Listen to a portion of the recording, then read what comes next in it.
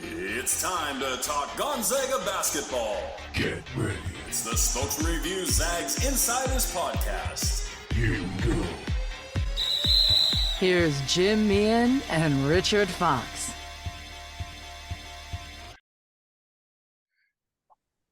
Happy Monday morning, everybody. Welcome back to the Zags Basketball Insiders Podcast. I'm Jim Meehan, Gonzaga beat writer for the Spokesman-Review, joined by, as always, Richard Fox, the voice on TV that you hear analyzing Gonzaga basketball games, SWX, Root, and KHQ. And we've actually got a game to talk about this time. The season has opened. Gonzaga opened against Yale at home, 86-71 victory. Haven't lost a season opener since 2003 against St. Joseph's in New York City. Foxy, were you on that team? I was, yeah. It was Madison Square Garden, I believe, wasn't it? It was. It was. That's the last time they lost. And this time, as they've done, I think for the last 4 or 5 years or something like that, they had the turquoise uniforms, which I just think are perfect. They're beautiful out there for a real change up, you know, and the cause for Native American heritage, the celebration of that is really cool. And one of the best parts of the night was the anthem. You might have missed that. You were busy on TV, but a young lady sang it in Salish, which is very cool. Reminds me of my, I used to make a plea to the Gonzaga administration that for one time in their careers, because they had so many, Zags have so many international players, that they play their national anthem. Maybe it's senior night, that's cool. or something like that. Like Shemek Karnowski's probably heard our national anthem, 70, 80 to hundreds of times, 130 times maybe. Yeah. You know, maybe the Polish national anthem, but never got anywhere. Nobody listens, Foxy. They just do their own thing. They just don't realize how much easier life would be for them if they did. Yeah, that's not it. Anyway, we got a lot to talk about. That game, we had a serious injury roster change coming, right out of the blue. You just never know with those things. And brutal news for Steel Venters and the Zags. He went down with a torn ACL in practice a couple days maybe before the game Friday. Kind of threw the staff for a loop there. You just kind of have your plan set up and your rotations and what you want to run. And then you lose a guy that's a projected starter. I think he scored about 15 points a game last year at Eastern. And a guy is probably going to play that 25-minute range and be a difference maker for you. In Gonzaga's case, they do have some guys on the bench that they can turn to. And number one on that list was Dusty Stromer, the 6'6" kid out of Southern California that stepped right in, did exactly what we've seen him do in the exhibition game and the scrimmage, and in this game as well. Played about 28 minutes. I think he had 2 3-pointers, hustled up some rebounds, guarded fairly well, and against a team that can score the ball. Well, first of all, talk about the loss of Steele, the impact of that. We'll get into what they'll do, rotations and 3 bigs and those, but the loss of Steele and what you saw out of Dusty Stromer on Friday.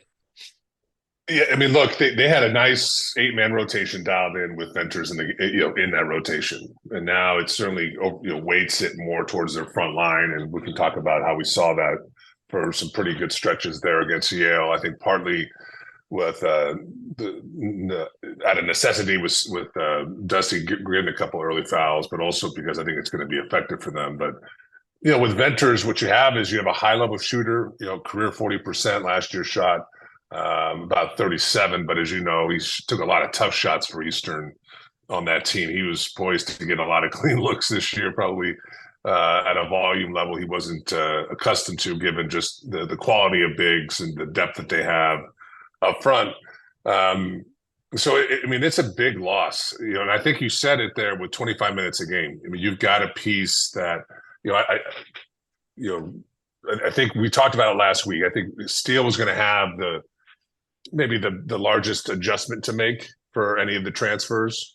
But there was nothing indicating he wasn't going to be able to do that. And he was going to be, that spot up shooter. He's got good length at 6'7", not a great ball handler per se, but really good moving without the ball and taking one dribble, making a decision.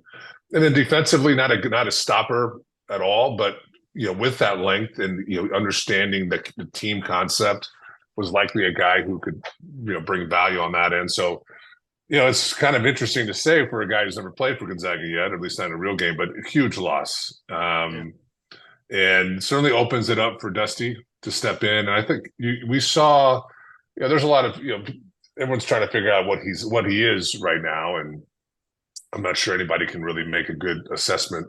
I've heard Kispert and Fromm for, those old school Zags. I remember Richie.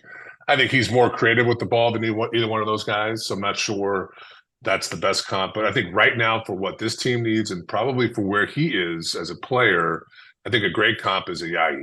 And you saw that he did a little bit of everything in the game. He was, they didn't run anything for him. Just took advantage of his scoring opportunities when they presented himself. He comes with great energy.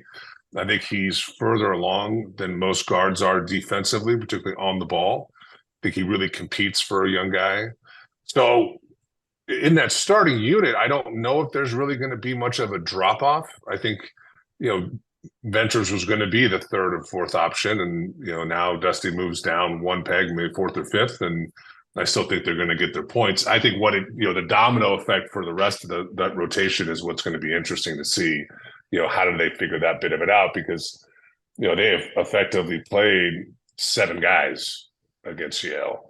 I think that if you're going to want to develop an 8th guy that can do something on the perimeter for them. Yeah, I was very impressed with Dusty, and I think you mentioned the AIE comparison last week's show, and you do see that. You see him tipping a pass and getting a turnover, and he's good in transition with the ball or without it. Mm-hmm. And he doesn't, at least this game, he just doesn't make a lot of mistakes that you see every other freshman make, when you're watching young guys. And so very solid. And I think the biggest thing for him, they're not going to lean on it. They don't need him to score 15 or 18 or, shut down the best player on the other team. They just kind of need him to do his part. And I think he's equipped to do that. It is, you're right. After Dusty, what next? And how do they do it when he's not in the game? And we saw it at times, and I thought it was very effective most of the time. Those 3 bigs together, whether that combination of the 4 bigs that they have, Huff, Graham Ike, Anton Watson, and Ben Gregg. Usually it was either Ike or Huff, and then Benny and Anton together. Anton playing the 3 for the most part, guarding the smallest, maybe the wing type or big guard type player.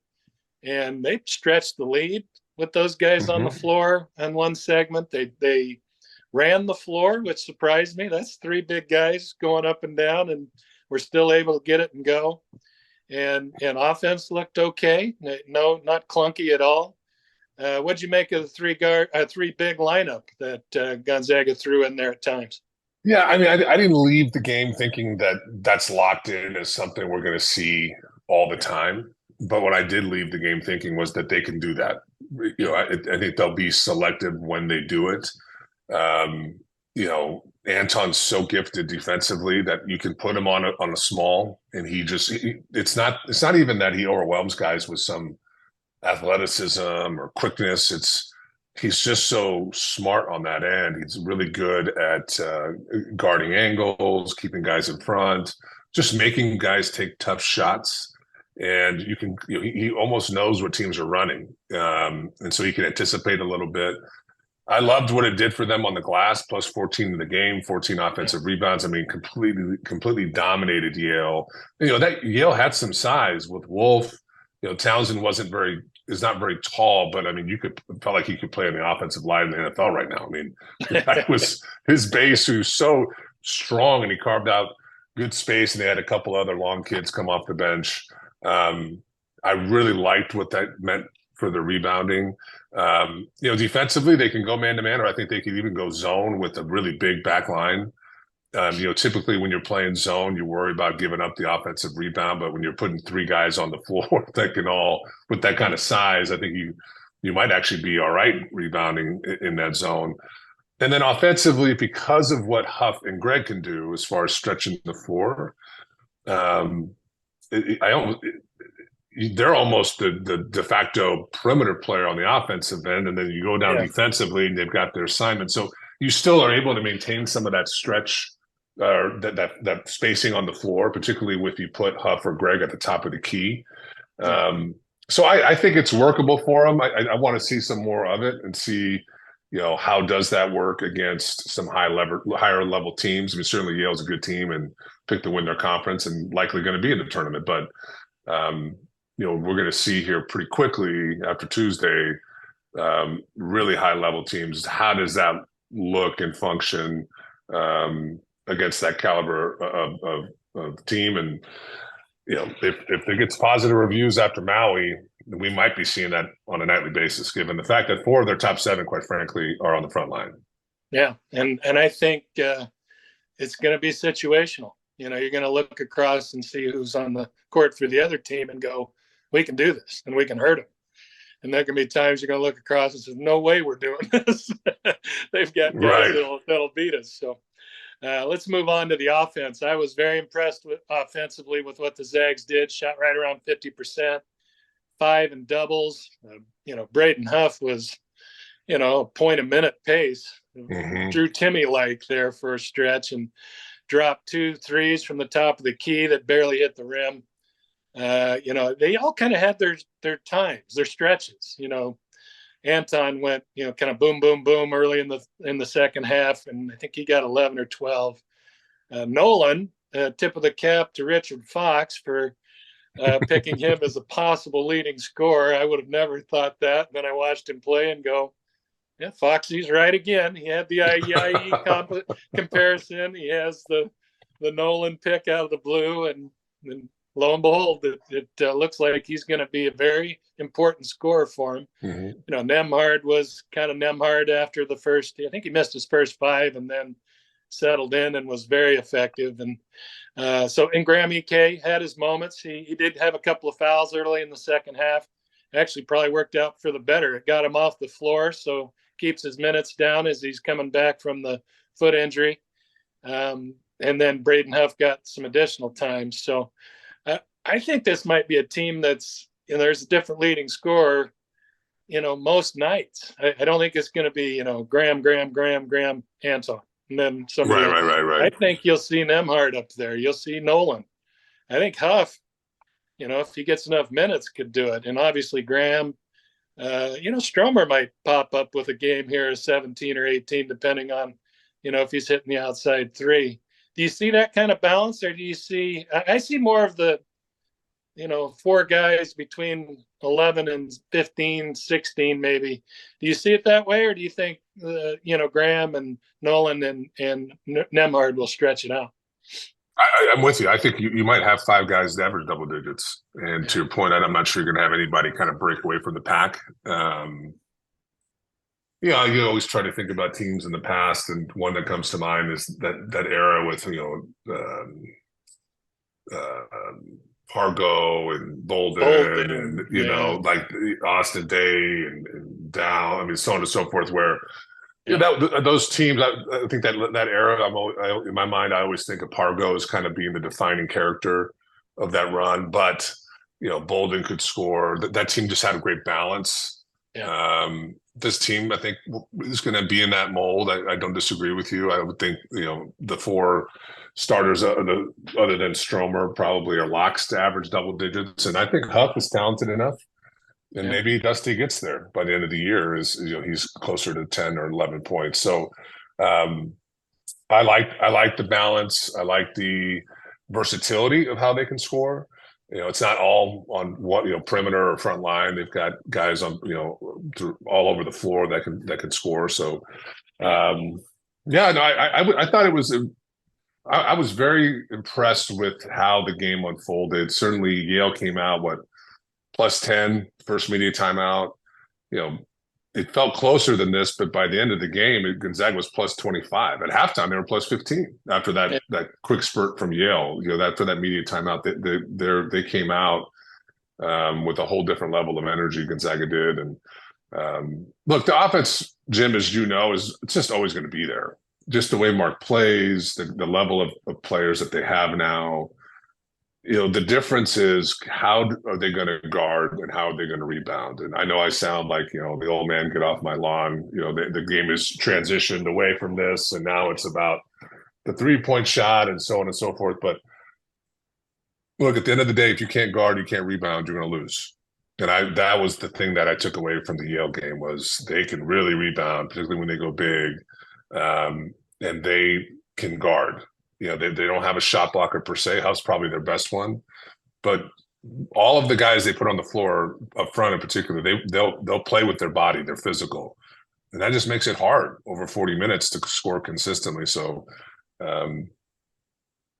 tough first test. That by the end of the night didn't look that way, but I was really impressed with the performance for GU. I should mention the AP poll hadn't been released this week. As of the taping of the show, they were 11th last week. I think they're 5th still in Ken Palm. In the last bracketology I saw, Zags were a 4 seed in that one. One thing I was very impressed with, too, was Nolan and Nembhard getting to the rim and finishing quite a bit. Missed some, too, especially early. But I thought not just in transition, but in half-court offense, getting to the rim and scoring a little different. Those guys who are 6 foot, 6'2", maybe, and able to get in there and do some damage. Mark Few said something when I asked him about it in the post game about he always wants more. There's more there to of course, yeah, get out of the guys, but he thought that's going to be important because of how people guard them. And I kind of take that to mean maybe they're not going to be on their hip on the perimeter sometimes, and the goal to be keep them out of the paint, but Nembhard's going to get the ball to the rim somehow, some way. He just has that ability, and Nolan surprised me with his. You're right. The defense, after that first media break, it looked like it looked like a hockey substitution. All 5 guys came in, and it was totally different. Same guys, more or less. I think Huff came in, but the way they ratcheted it up and guarded some guys that are not easy to guard. I know they may have looked that way. 2 nights later, Yale went to Loyola Marymount, who I think is going to be in the top 5 or higher in the WCC, and beat them 83-80. So they can score it. 83 points. The point guard Bez Mbang had 28, I believe. Matt Noling, that kind of their best player from last year, he had double figures. Good win for them. But that team has some ability, and the way the Zags shut them down was pretty impressive. For those final 20 minutes. Let's go ahead a little bit. We'll talk about the week ahead, and then a little bit about the Big 12 chatter that seems to be ongoing. Tuesday night game, Eastern Oregon comes to town. That's the NAIA school out of La Grande, Oregon. And 0-3 to start out the year. A couple of close losses, lost to a ranked team in the NAIA. They got some scores. A kid named Malachi, and I might mess this one up. I think it's Afork. He had 19 a game through 3 games. Not shooting it very well, 36%. 23 of 25 at the line. So be advised, don't foul that kid. He's going to make the throws. Got another kid that's 6'3", 200, interestingly listed as a guard forward at 6'3", named Garrett Hawks, which you see in some of the D2, D3 level type guys, that those guys are big enough, strong enough to work. He had 38 in a game. So he obviously can put it in the hoop. And then there's some local ties there. They've got Johnny Hillman, Genesis Prep in Post Falls. I think he played at Carroll College and transferred there. He's a pretty good athlete. I actually remember him as a kid. I live in Post Falls. Very good athlete, very athletic family, and I think he's right around 12 points a game. He's kind of in that same 6'3" range. Kid that played at NIC, Vontae Irving, and another kid from Genesis Prep, which was, I think it's A1, the smallest division over here in Idaho, had a really good run in basketball named, what's his, great, Caleb Schroeder. I'm sorry. He's in their lineup. I think he might have transferred from Grand Canyon, so obviously has some ability. Another kid from St. Mary's, Idaho, Grayson Sands is his name. So, look, it's the Zags have played Eastern Oregon several times. It's usually a blowout, but I think the timing of this after Yale, which was pretty tightly contested for about 25 minutes, and then you go to Maui and get some rest and play next Monday. There's a purpose to this game being on the schedule, and I guess what would you want to see out of them, Richard, on Tuesday? Well, I mean, it's a wonderful opportunity to see what you have for that eighth guy. We saw just a brief appearances there from Luka and June. I would expect to see both of them get an extended run. You're going to need to find somebody on the perimeter that could play. You can't, I mean, Nemhard played the whole game effectively, and Hickman effectively did the same. Yeah. And that's awesome. And those guys are well conditioned, but you can't do that over 30 games. And they'll have some games where they roll over people and there's an opportunity to rest those guys, but you want to have a little bit of depth behind them. And so, sure. If I had to have made a choice going into the year between June and Luka, who might be able to carve out a role, I would have said Luka, given he's 6'5", more of a point guard than shooting guard, but can play both spots. Certainly played at a high level overseas, did well. It felt like the game, the game slapped him in the face when he went out there. And that happens. First time under the bright lights, Division I. It's an intense game. I mean, that game really felt like a February game. It was physical. Yale doesn't play fast, but they don't play slow. And you really have to be dialed in defensively. I thought he looked overwhelmed, and that's okay. And then with June, I know he was 0-2, but boy, he is all of 6'8", and they list him at 215. He looks bigger. I mean, I want to be careful with this comparison because one is in the league and one I think had more natural talent, but his body reminded me a lot of what Rui looked like as a freshman. And if you remember, Rui just come in kind of, if Rui was in the game back then, they had rolled somebody and he would do something spectacular, and we'd all wonder, like, what is he going to end up being? June has that body. I mean, he is big. I like his athleticism. He feels more to me like a front court player, which I think might be difficult for him. But defensively, he can play on the perimeter. Yeah. He just came in, he's going a million miles an hour, took 2 terrible shots. I remember he's coming off the game and Mark was just kept telling him, bad shot. But look, hey, when the coach stops coaching you, that's when you know you have a problem. So they clearly see something in him, and it may not be this year, but one of those two, I think, will probably step up. And Tuesday is a wonderful opportunity for those guys to get a little bit of run, get their legs under them. Because look, Maui's 3 games in 3 days, and you can't. You have to give guys some rest, and I just don't think you can run an effective lineup with only 3 perimeter players. Yeah. You need to have a fourth, and to me, that's got to be Luka. And hopefully Tuesday or tomorrow, rather, he'll have a good showing and get a little confidence going into Maui. Yeah, Maui's going to be 3 tough games in 3 days, and that's a little different. Kansas, I think, opens with Chaminade. The Zags open with Purdue, who's 2 or 3. Well, it's probably going to be at least 2. Because Duke lost in the poll. We'll do one quick thought on Purdue. It's Monday. We are planning on taping Monday before the game, so we'll have a more extensive preview of Maui then. But as you know, Purdue, Zach Edey tormented the Zags last year, but it wasn't just him. The rest of that lineup played very well. The guards, they hit threes. They handled Gonzaga last year in Portland. You're a big guy. You've played against a team, and then the next year you play them again in the same personnel. Does that help or hurt, or no influence on what the Zags might do with the big kid from Canada? Well, it's with a guy like it doesn't help. A guy like AD, the first time you see him, you're like, wow, he's enormous and he's really good. Second time you see him, you're like, he's still enormous and he's really good. He's only the player of the year, Richard. Yeah, I only averaged 22, and I have it here 22 and 13 plus 5.5 offensive rebounds a game. The one thing it does do is you're not quite as just amazed at his size. You already know.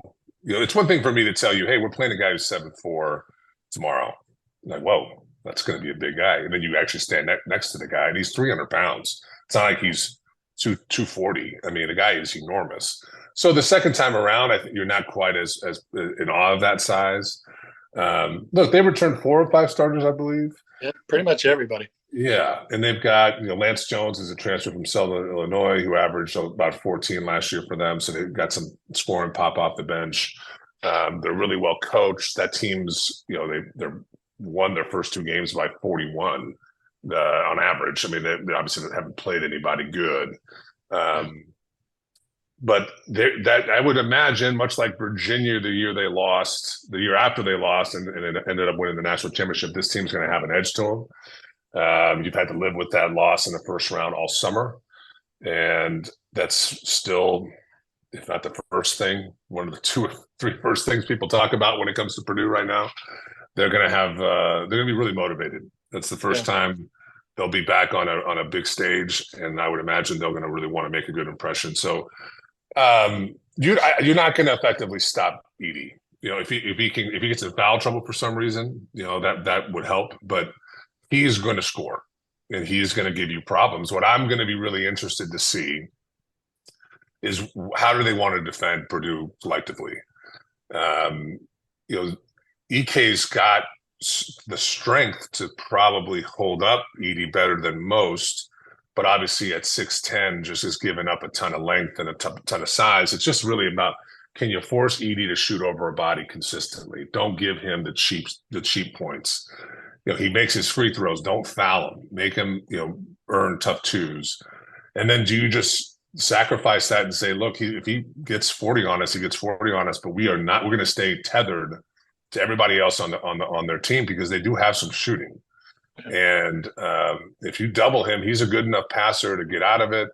And that's when they really, really hurt you and they can pull away. So the nice thing for Gonzaga is, they're going to have effectively a week to get that dialed in after tomorrow night. I'll be really interested to see how they open up that game guarding him. Yeah, it was Edey and the other guys who killed him last year. Yeah, the combo. So if you can do one or the other, maybe you can shut them down a little bit. But we'll see. Hey, we got to talk real quickly about the Big 12 ongoing discussions. Probably didn't leave enough time to go into it too much in depth, but kind of know the pluses and minuses. There would be, some of them are literally the same, a plus or a minus. If they get an invite, if they join the Big 12, the money goes up. There'll be some, whether it's 2 million or 10 million or whatever they agree on. If that happens, that would be additional money to Gonzaga. Quite a bit more than they make from their current, situation in the WCC. But you also have risk losing all that NCAA tournament money, those units that get paid out over 6 years. And with what the Zags have done, going so deep in the tournament, that is a lot of money. And that would be going back to the WCC. That would not go with Gonzaga if they left. So that counterbalances. You've got, the Big 12 already is as good a conference as there is, maybe them in the Big East, but most years I think it's been the Big 12 here recently. You throw in Gonzaga, that's just another top 10 team to join the crowd. You got TV exposure, you got national television all the time, you got more media nationally that pays attention. Plus minus again, you can make the tournament 7th place team going 500 in that league. But then you're probably not winning 25 or 30 games like you do every year in the WCC. And the travel would be obviously an issue. There's Central Florida's in that league, West Virginia, Ohio and Iowa trips, Kansas, Texas, so it's halfway across the country most of the time. But the flip side is, Gonzaga, they've done what they've done in the WCC. You can't forget that. It obviously has, served them well. Like-minded schools, close, regional as you can get. The money that they renegotiated, they've got that sweeter deal when they talked to the Mountain West and kept a lot of money from the NCAA units that they earned. It's just an interesting place to be in this conference realignment atmosphere going on. Kind of real quick, not real quick, but just, your thoughts on it. Is it a no-brainer? Is it 50-50? What do you make of this situation? Well, look, it's the reasons for leaving are clearly evident, and the logic behind it and the benefits of it. I do think Gonzaga should try to find a different solution from an athletic perspective. And I think the WCC has certainly worked for Gonzaga. It's not as if I don't think the league has really held them back. There may have been a stretch in the last 25 years where there was that feeling, but when you're getting the number one recruit in the country and going to however many Sweet 16, so on and so forth, you can make it work within the WCC. The way college athletics are structured today. With that being said, I understand the desire to leave. I personally, so I'm a proponent of Gonzaga finding a different solution, but I personally am more dubious than others on the idea of the Big 12 being that solution. To your point, I mean, the travel is real, and you're not joining as just a basketball member. You have to travel all of your sports. Yeah. The cost associated with doing that in the Big 12 is much higher than it is, in the WCC. I'm not convinced there's some massive bag of money waiting for Gonzaga if they go to the Big 12. You're a non-football member. Certainly more money on the aggregate, but when you account for the additional expenses associated with it, how much more money is, I would concede you probably on a net basis are making more money, but how much more? There's something about being a big fish in a small pond versus being a big fish in a much larger lake with a lot of other. Look, it's one thing to play a Big 12 team once, twice, 3 times in a season and do well and win those games. But if you're going to be a member of the Big 12, you cannot recruit the same way. You need a different type of player. It is much more physical. It's a long conference schedule. You need real depth. And Gonzaga, and we've won this way. We want to have highly skilled players, highly competitive. But we want freedom of movement offensively. We want to guard you, not necessarily with our physicality, but more of our game plan. And if we got a guy at the rim, great. You go to the Big 12. It's a wrestling match every night.